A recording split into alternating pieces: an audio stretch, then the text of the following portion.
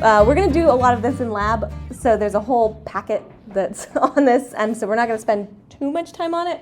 But significant figures are boring, but also important, especially in the lab because we do a lot of measurement. You'll notice in the labs we have two sort of different types of labs because this is an intro physics class. Some of the labs are teaching you about lab things like measuring and guessing and doing all of that. Some of them are just trying to sort of get across the point of a physics concept. So which one do you think is going to be designed to be more precise? Just playing with some toys so you understand what we talked about in class, or teaching you about actual measurement techniques? Yeah. So the second one, right? Some of the labs are designed to be more like an experiment you would do in a real lab, and some of the labs are designed to be like, hey, play with these toys so you understand what we were talking about in class and what all these equations are about, okay? So this class isn't all about precision for the most part in our lab, but it is important to discuss it. So some of our labs have precision, and today we'll do a couple experiments where we're going to be really worried about the statistics of the precision, just so we have that under our belt if we need to use it later, okay?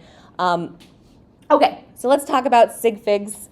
For exams and homework and all that stuff, I'm not going to really mark you off on Sig Figs unless you're off by more than 2, okay? So if you really just go wild and it's something that has 2 Sig Figs and you write down 10, that just means you don't know what you're doing. So then I'm going to mark you off. But if there's 3 and you do 2, I don't care. So when you're learning about this, learn about it to the level that you're interested in, right? Or learn about it to the level that you need for each application. But I don't need you to memorize all the rules of Sig Figs because, to be honest, I think it's boring and I only look it up when I need it, okay? Okay, so the definition is these are digits in a number that contribute to its precision. And then when we talk about error in experiments, this is what we mean. We're talking about experimental error. Okay, and really we're talking about the limitations of what we're measuring with.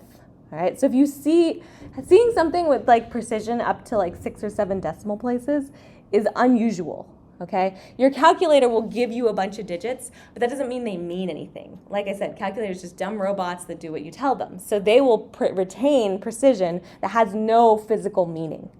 Okay, so what I mean is, for instance, digital stuff's easy, right? A digital scale gives you the precision that it can do. So if you're reading off a digital scale, you can read you can keep all the Sig Figs. It's a little trickier when you actually are using something like a ruler. Then you have to sort of decide what your precision is by understanding how the ruler works, okay?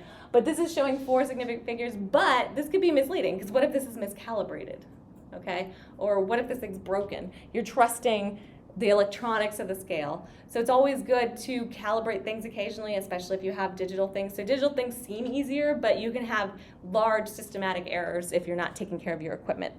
All right? Okay, so when we're talking about significant figures, we include all of the numbers except all leading zeros, right? So if you have after a decimal place, or even if you don't have a decimal place, if you put zeros in front of a number, they don't matter, okay? All the trailing zeros, those are placeholders to tell you what the precision is. So if you have trailing zeros like 5,000, you only have 1 Sig Fig, right? But if they're after a decimal place and there's trailing zeros that someone's explicitly added in, then you keep those, okay? The only way to really denote those if you have 5,000 and it actually has 3 digits of precision, you'd either have to put lines over the zeros or you write it in scientific notation and you call it 5.00 times 10 to the 3. Okay, so there's ways to keep those zeros if you need them, but generally get rid of the trailing zeros before a decimal place. And also any spurious digits, which means if you have a calculator and you divide 2 numbers and they both have 2 Sig Figs and you end up with 10 Sig Figs, you still really only have 2, the calculator will just keep going with that, okay? Okay, maybe let's try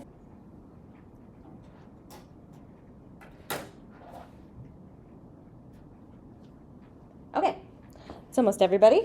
Oh, perfect, that is everybody. So now we can look at what everybody said and we have this very nice Gaussian distribution, okay? So that's really lovely to see from a mathematical perspective.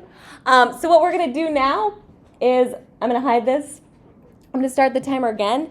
Let's take 2 minutes. You guys discuss with the people around you and then vote again, and we'll see if we can get closer to the actual answer.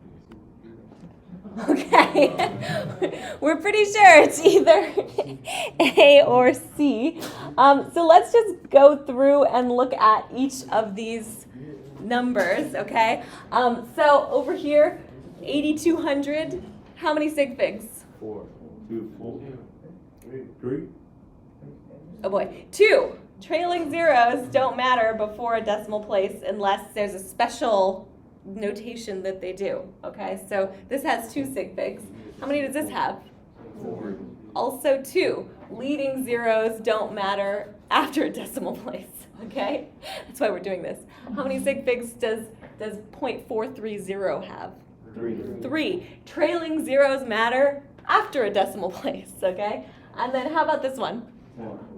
4, because you only care about the actual digits. So it's tied for these two, right? These should be the smallest.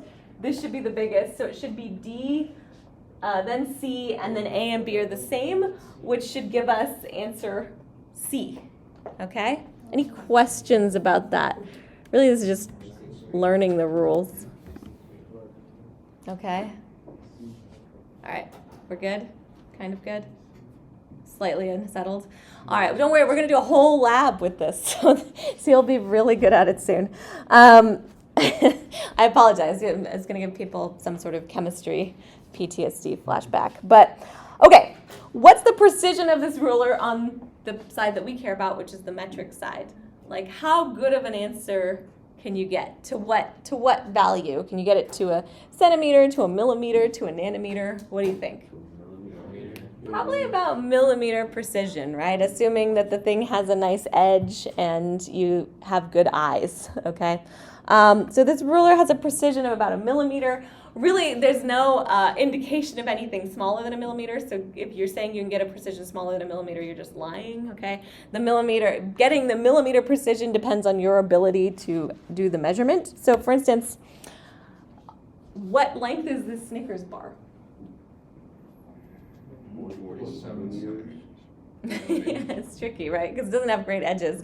But if we poll the whole class, okay, we'll probably get something between 4.5 and 5, yes? That's like a 5 millimeter precision, and it's probably, you could probably get almost down to 1 millimeter, right? So if we averaged everybody, we probably have a range of about 2 or 3 millimeters, but you could probably get an average that's close to right, okay? So this Snickers bar is about 4.8 centimeters, but you might end up with 4.7 or 4.9, and that would be millimeter precision, okay? Because you'd write 4.8 plus or minus 1 millimeter, and that would capture almost all of the answers that people would give you, okay? Okay, a very important discussion is precision versus accuracy. So precision is the degree to which if you take a bunch of measurements, they're close to the same value, okay? Does that mean they're right? No, it just means you have a good measurement technique, but even if, you're good at doing the same measurement technique over and over, it doesn't mean it's actually correct, okay? So if you think of this as a dartboard, this would be, both of these are high precision, right? But this one has low accuracy, okay? Our goal is always this, right? We want high accuracy and high precision. But this also is very precise, doesn't mean it's correct. Accuracy is how close you are to the value that you want to measure, which sometimes is simple. Like if we're measuring G, we know what G is. Lots of people have measured it with great precision, so we can compare our measurement to that. Sometimes we're measuring something like, a Snickers bar, where there's not like a ground truth, there's not like a perfect answer for it. So then it's really just about, okay, how accurate are you compared to other measurements?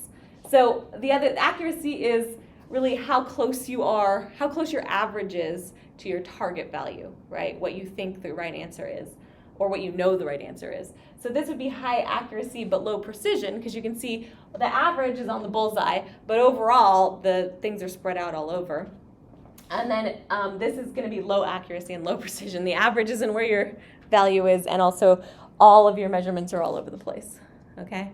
So I think if you think about it just from an English language perspective, accuracy and precision pretty much mean the same thing. But when we're talking about it from a physics or a laboratory perspective, accuracy and precision have very specific definitions, and they mean different things, okay? The other thing is Sig Fig Arithmetic, right? So with multiplication and division, it's pretty simple. You just keep the lowest one. So if there's 2 Sig Figs, whatever your answer is, you also round to 2 Sig Figs, okay? Addition and subtraction is a little bit trickier, but not crazy. It's just, this has 2 decimals, this has 1 decimal, you keep 1 decimal. So you just keep the decimal precision of the numbers, as long as they're the same units, obviously, okay? Yeah, so for these, this has 3 Sig Figs, this has 2 Sig Figs. The answer should have 2 Sig Figs, okay? We're gonna skip this problem because we're about to do a lot of these problems in the lab, so I don't think we necessarily need to, but the gist is, right, that you have 4 Sig Figs times 3 Sig Figs. How many Sig Figs should your answer have? 3. 3, okay? So that means we want to round to this. Simple.